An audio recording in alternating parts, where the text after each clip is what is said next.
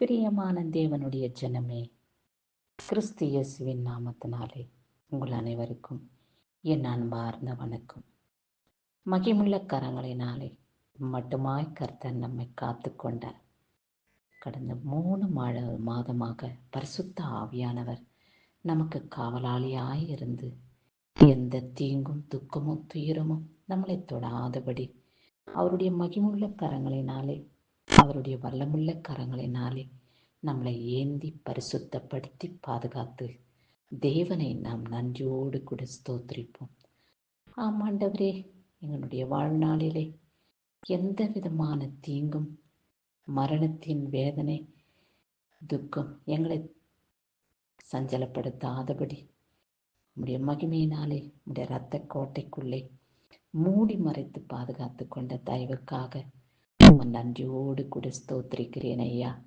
Woman நன்றியோடு கூட துதிக்கிறேன் ஆண்டவரே என்று அவரை நாம் எப்பொழுதும் துதி செலுத்தக்கூடியவர்களாக அவருடைய சன்னிதானத்தில் இயேசு நிலைத்திருப்போம். நம்மை காக்கிற தேவனாயிருக்கிறார்.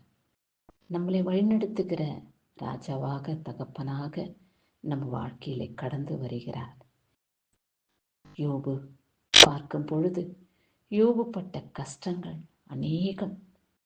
சரீரத்திலே கொஞ்சமாகிலும் இடம் இல்லாதபடி பற்கள் மூடிக்கொண்டன.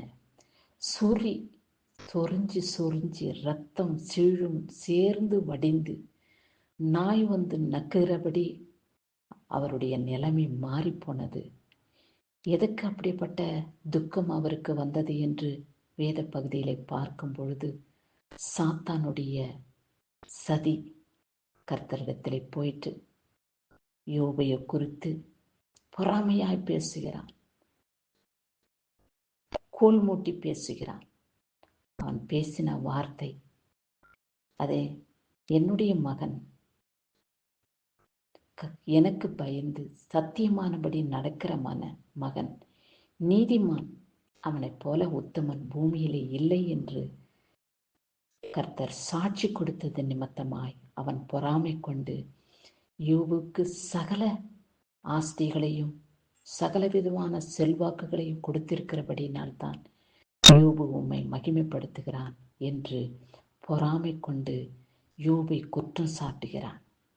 நீ எப்படி செய்தாலும் என்னுடைய மகன் என்னை புறங்கூற மாட்டான், என்னுடைய மகன் என்னை குறை சொல்ல மாட்டான், எனக்கு பிரியமான மகன் யோபு என்று கர்த்தர் அவனோடு கூட பேசும் பொழுது அவனுடைய ஆஸ்திகளின் மீது, சரீரத்தின் மீது கை வைத்து துன்புறுத்தி வேதனைப்படுத்தி லாஸ்ட்ல சாத்தான் வெட்கப்பட்டு ஓடுகிறான்.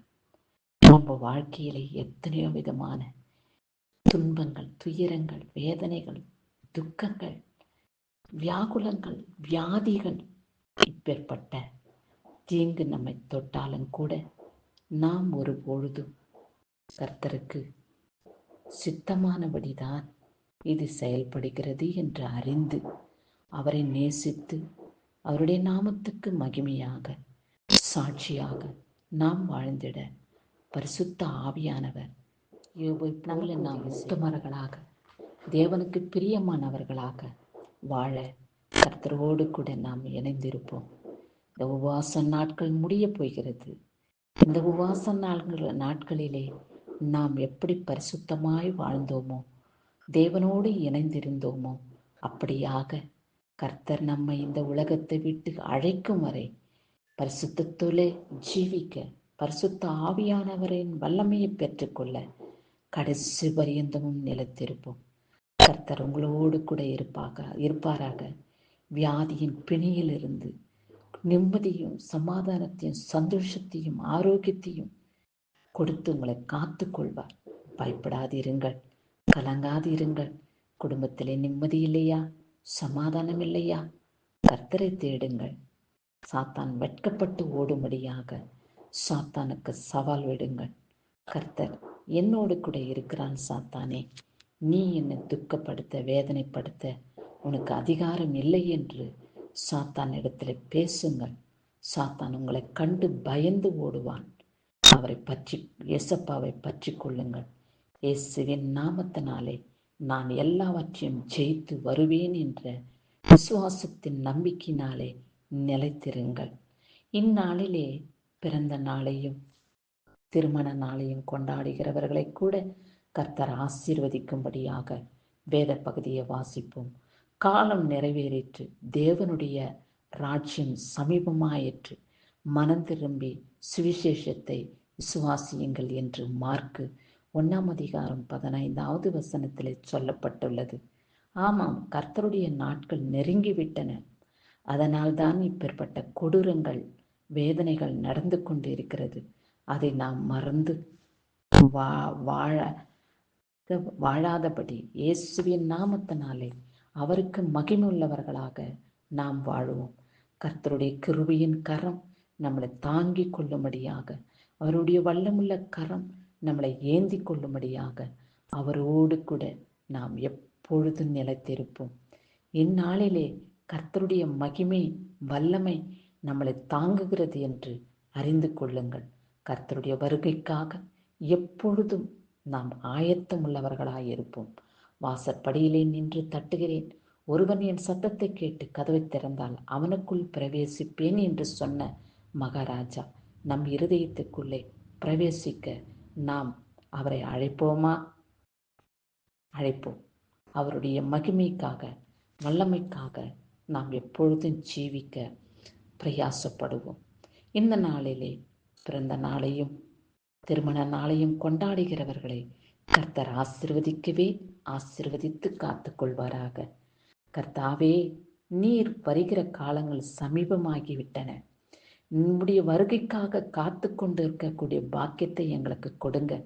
பிறந்த நாளையும் திருமண நாளையும் கொண்டாடும்படியான பெரிய ஸ்லாக்கியத்தை எங்களுக்கு கொடுத்து ஆயுசு நாட்களை பெருக செய்த தேவனை உமக்கு ஸ்தோத்திரம். இதோ இனி வரும் நேரங்களிலும் கூட இப்படி வல்லமுள்ள கரம் எங்களை தாங்கிக் கொள்ளட்டும்.